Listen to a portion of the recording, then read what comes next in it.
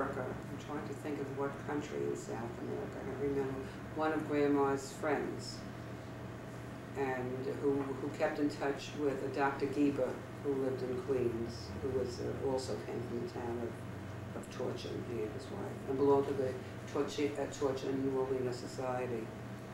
When she came, she told Grandma the story, and she had lost a daughter because her daughter didn't believe that anything would happen. She had left, this woman had left with a child, and her daughter remained with her husband, and her daughter and husband were killed. So those that remained didn't were killed. But anyway, Grandma had she was interested in Hebrew. The girls were not necessarily going to school, but she was always interested in learning, so she went to school. She loved to learn. She also was, I wouldn't say a free spirit, but it's hard to think of your grandmother that way, but she was, loved life.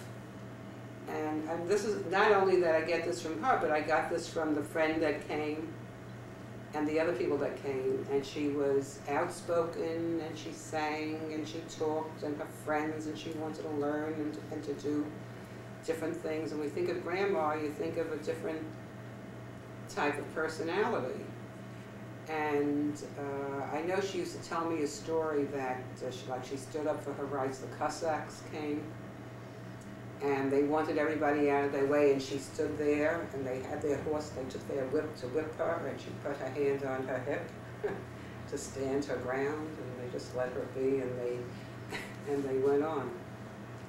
And then she was a young girl. I'm not talking about someone in her 20s, I'm talking about maybe 13 years old, 12 years old, 14, 15.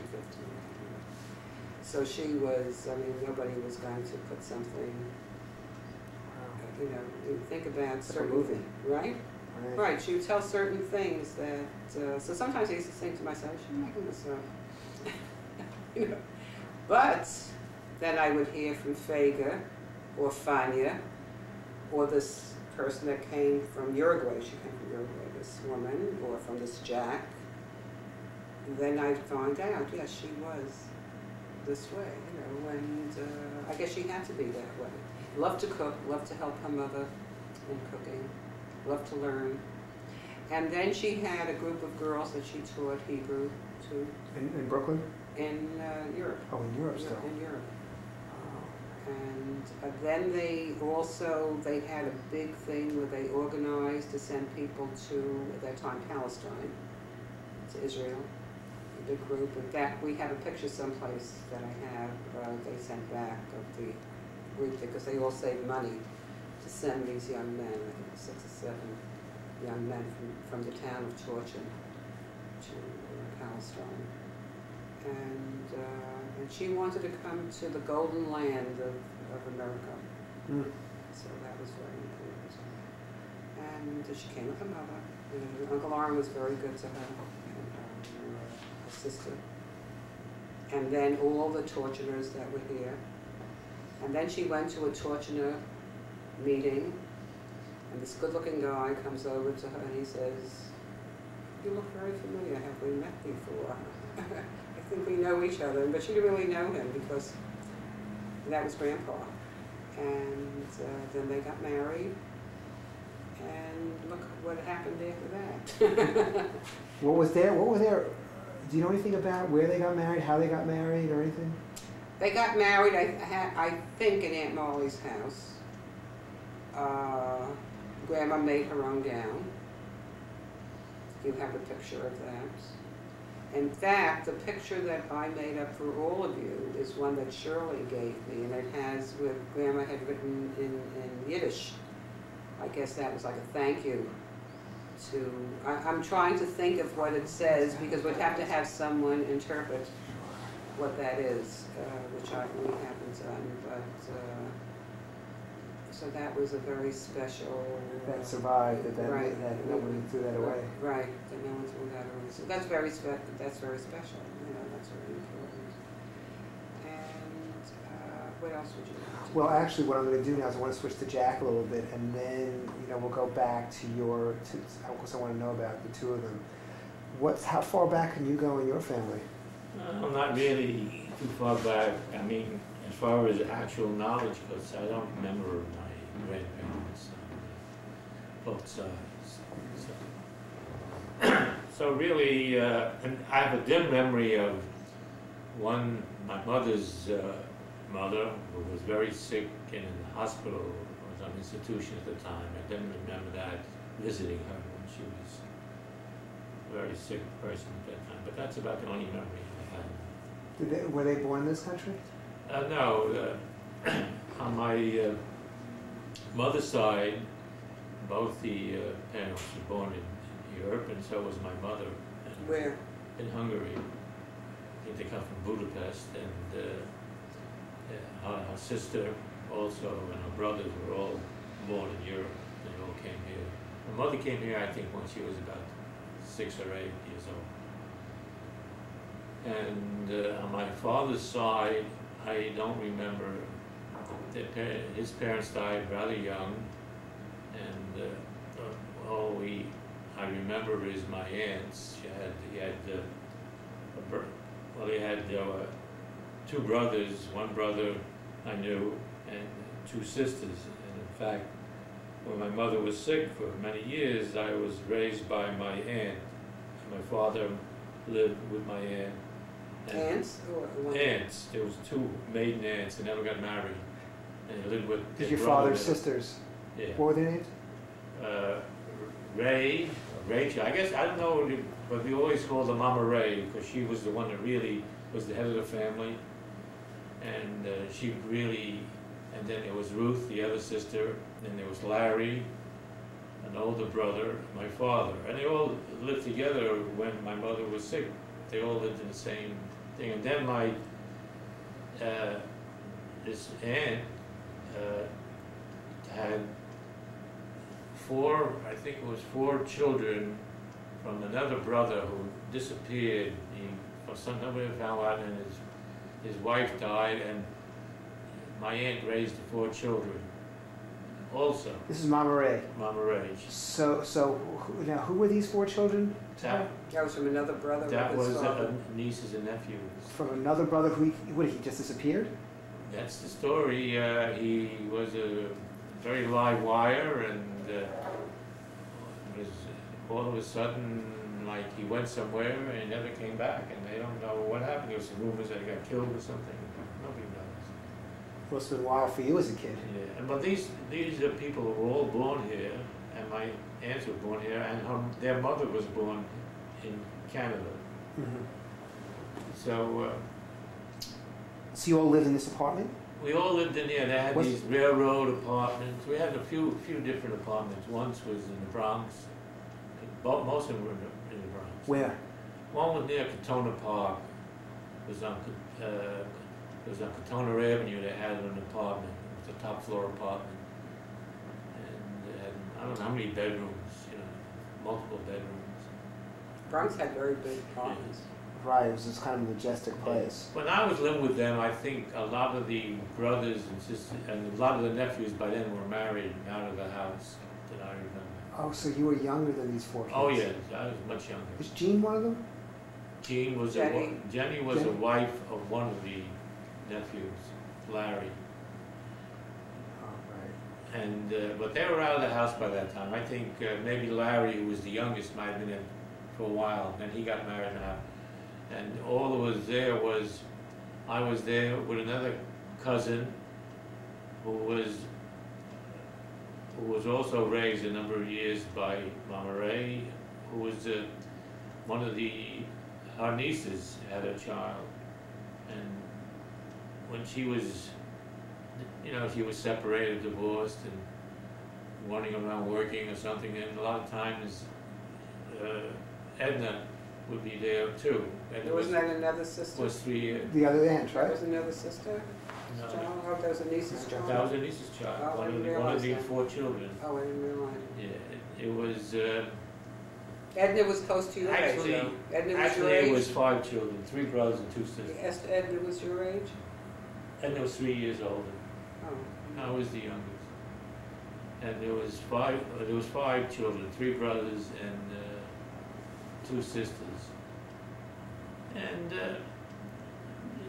when I was very young, it was a pretty happy situation. She was a very loving woman. My aunt, very strong woman, very, dominant, but very loving to the children. And was there enough money? I think it was always a little tight because Mama Ray never worked. She was always the home provider, in the home. And my Aunt Ruth was a very unionized. She was an organizer for the lady garment workers. She used to work making ties. And so she was, and my uncle, I think, worked as different jobs. He was an elevator operator, stuff like that. And your father? My father worked different jobs, nothing spectacular. He was mainly in the mornings, he liked to do that, liked outside work, but never very successful. So I guess there was always, but I guess there was enough people working in the household that made the ends go, you know what I mean? That you may do. Yeah. Let me ask. Let's start with your dad. What can you tell me about him? I don't have a clear picture. My father was probably the sweetest man I knew to me and to anybody. He was very gregarious.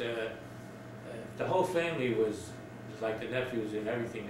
They loved to sing. They could sing. A lot of them had very good voices.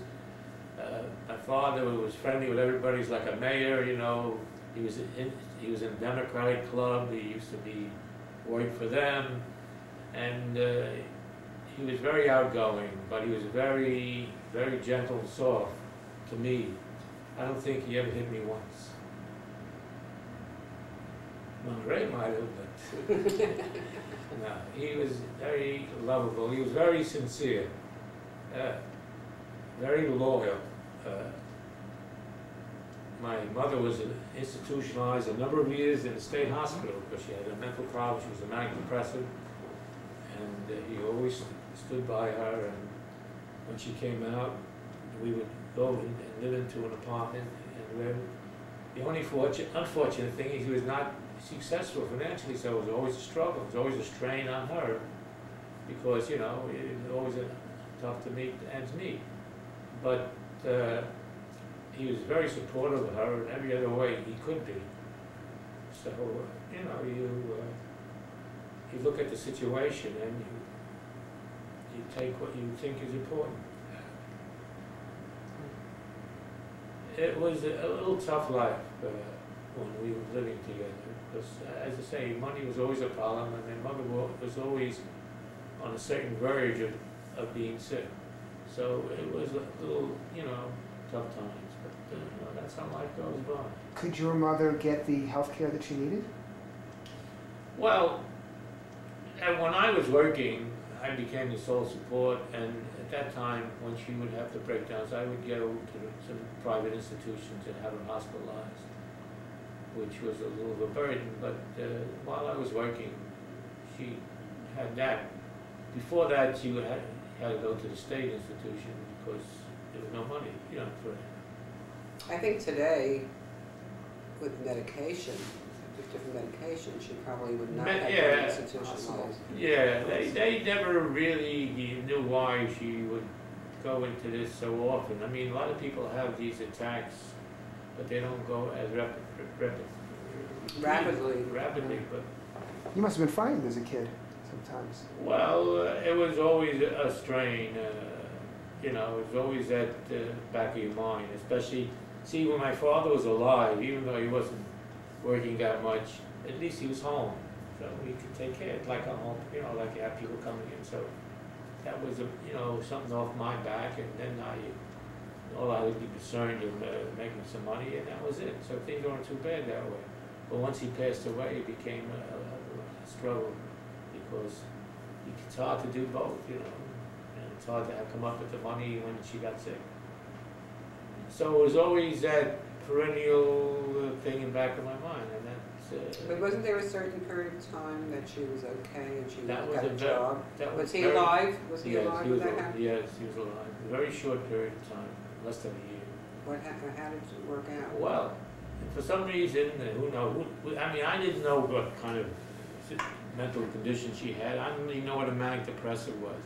And they only saw her in this, what they call a manic stage once, where all of a sudden she says, you know, she's feeling good and she's bubbly and new personality. Before she's very quiet and withdrawn and, you know, laid back and very sad. And here she's like very confident, you know, Jack, he's telling me I'm going to go out and get a job. And she goes out, gets a job, she buys clothes, gets dressed, and everything was great. I mean, it was like day and night, a complete switch, and it was wonderful. And it was for, I don't know, for a year or so.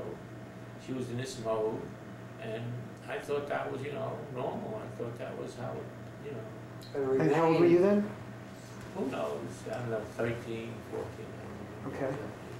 So what happened after a year? Well, then she fell back into, I think she went into depression and might have been hospitalized for a couple of years. At that time, we didn't go back to Monterey. I lived with my father for a couple of years. And then she came out again and always tried to make do. That was, you know,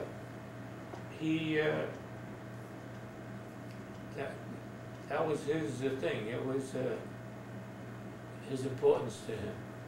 His wife and his son. Yeah. So he was a real family guy, it sounds like.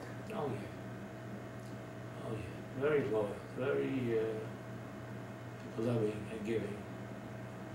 I mean, he was, you know, in the family, he showed the most emotion. My mother couldn't show it as much. It was very hard for her. So I was, you know, I don't even have the greatest times in memory in my childhoods. I mean, fortunately, children are pretty resilient. So even though they have all these things, they still bounce around and do their thing and make best do, you know, what's going on. But I get something very positive from this, out of all the negative and hard times, is that it seems like your parents had a great marriage. Well, let's say my father was very devoted to my mother. My mother, through all her problems, especially that he didn't make a living, was a lot of frustrated as far as that goes. So I could see that it would have took a lot of pressure off her if he was more successful.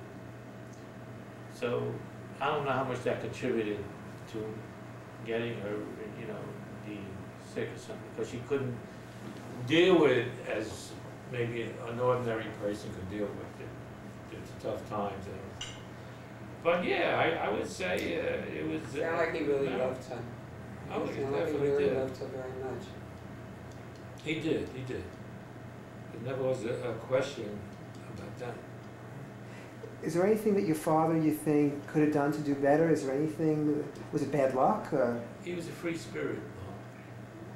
He was a very light person and everything, you know. He never was super ambitious except what he wanted to do. He liked to work outside. The only time he was had steady job was during the World War II, when all the men were gone. So he got a job, he was driving for a small concern and stuff like that, so it was a steady paycheck, like he had a job. Because he didn't mind driving, he liked to be outside. But when the war was over and then that job disappeared, he would like work on his own. He liked to do awnings, you know, for the stores. And he used to do that, and he's always was trying to, you know, have a shop, you know, always. But whatever it is, he never was, I guess, a businessman in the true sense of the word. He was just easygoing, and I don't think he had super ambition, you know, super drive to be a businessman. Let me, okay. No, I was gonna say, but he wanted to be in his own business. Yeah, And- sure. and Yeah, he wanted his own business, but probably it would've wasn't. But the idea is he never was successful at it. So I mean, He he probably would have been better off working for someone else, but that was hard for him to do. The structure was a problem for him, it sounds like. Right. Well, Uh, Yeah. No, I'm just saying he had all these good features, and of course everybody has some of the bad features. He didn't have maybe the responsibility of a provider. You know, he wouldn't sacrifice maybe his desire for certain things to work at something he didn't like that much, I guess. He must have suffered a lot for that. Well, I mean, just that this is the way he was. I felt he was very supportive of me. He gave me a lot of love, and he gave me a lot of security that way. Definitely. And That's very important. considering all the situations I saw, I felt that it just made me at least able to cope, because, you know, they'll give me some security, where I'm sure other families who were better well-to-do and didn't have the love, the people have much more problems. So I'm thankful for that. What were your parents' names? Rose is my mother's name, and Bertram was my father's name. Bertram? Yeah, that was, I think, his middle name. His name, I think, was Samuel Bertram Vernon, but he used his middle name, Bertram, Bert. Okay. Who were you named after? I think I'm named after my grandfather. I'm not sure. Which grandfather on which side? I'm not sure. I really don't know. It's most likely on my father's side. I'm not positive. Were you bar mitzvahed? Yes. You were bar mitzvahed. Because I get the sense that you didn't have a lot of... No, very little Jewish background. Had Christmas tree, Christmas time. Right. No, because my aunts were very Americanized. They don't even, I don't know if they even spoke Yiddish or spoke Yiddish. Maybe they understood it a little bit, because everybody picks up a little bit. But since they were born here, they were, for many years, the neighbors thought they were Gentile. Even the Jewish neighbors, you mean? Yeah, Jewish neighbors thought they were Gentile, because all the nephews were redheads and blondes. They were blondes and redheads. My father was a redhead. My aunt was a blonde. My other aunt was a redhead. You know what I mean? All fair colors, and a lot of the children had nephews and blonde. So the coloring and everything, and they're perfect English because they were born here and they were educated. You know, and not only born here, but the other one, the mother came from Canada. So I mean, had the English upbringing of a real English situation. So where did they come from before they went to Canada, you know? I'm not sure. I understand some from Russia, a couple of generations back. I don't know why, And I some thought it was from England. Scotland. Well, some from England and some from Yeah, Russia. that's what I remember. Yeah, Yeah. because of that vase that Benjamin broke. It had the Scottish design. Yeah. Oh. He jumped on a shelf and Yeah, I mean, something from, family heirloom. I think it's a something mixed there, where maybe some from Europe and from England, Scotland. England, Scotland. Oh, you're blinking. That's running out of time. Let me just say, I'm just going to look. Because there's something I think I can still... I don't know how much time we have left. Am I better off not interrupting him? No. I like that you do that, because this way you can sort of correct each other a little bit, and that's fine. We have 5 minutes left. Let me ask you something. I was looking at some of those pictures last time of you as a kid, and I see like you in the cowboy outfit and things like that. That's how I lived with Mama Ray. What kind of childhood could you tell me about? That was a very happy childhood, because when you're that young, I had the neighborhood friends, and I had my older cousins who were much older. Really, they were like uncles to me. They weren't really cousins, so they were very good to me. And being the youngest child in a family, you always get attention. So it was very happy times. I mean, I had a very happy childhood. He wasn't Jack, he was Jackie. And Jackie? Yes, they call him Jackie. and it was a good time. That period of time, I guess, was a fun time, like a normal childhood, a happy home, bringing, and my aunts and everything. So I don't have any bad memories of that at all.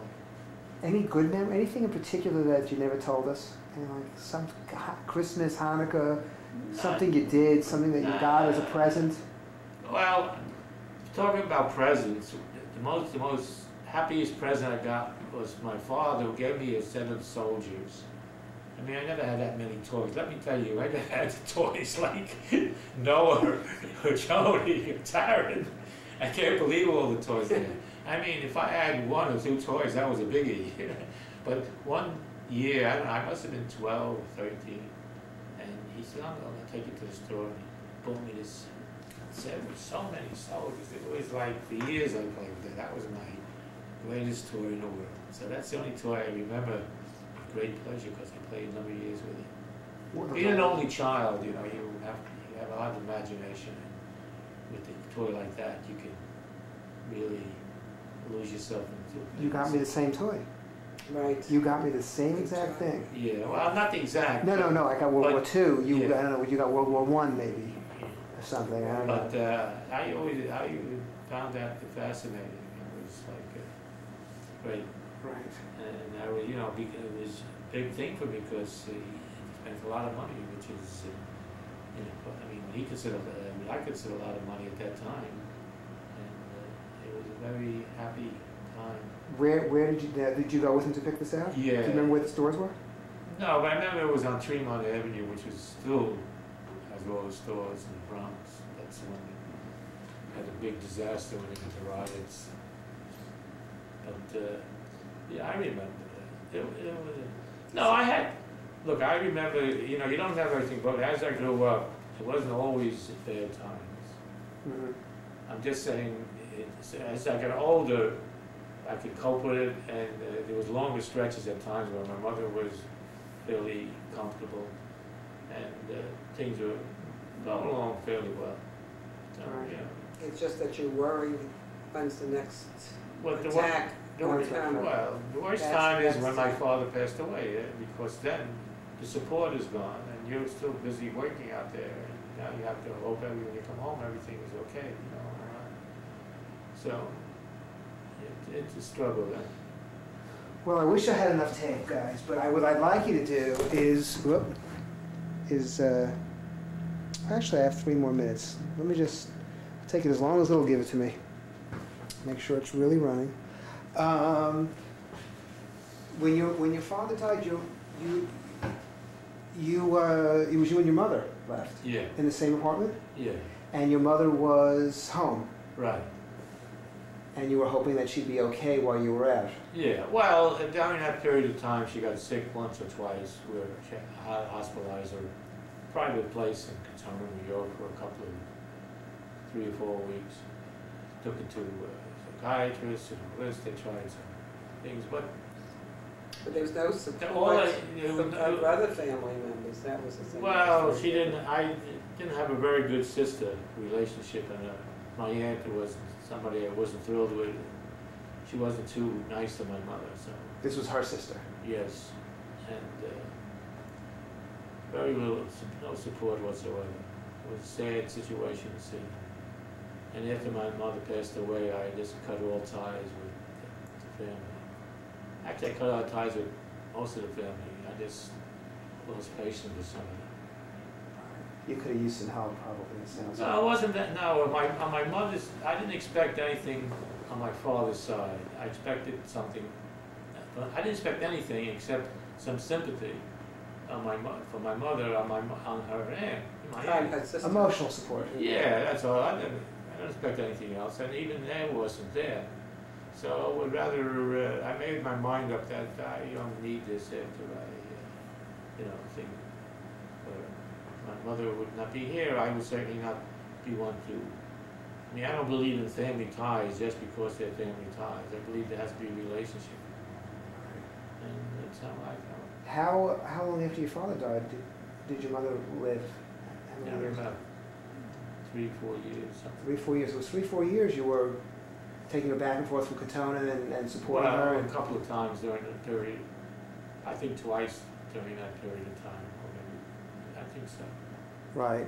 And one story sticks out, if I'm jumping ahead, it's possible.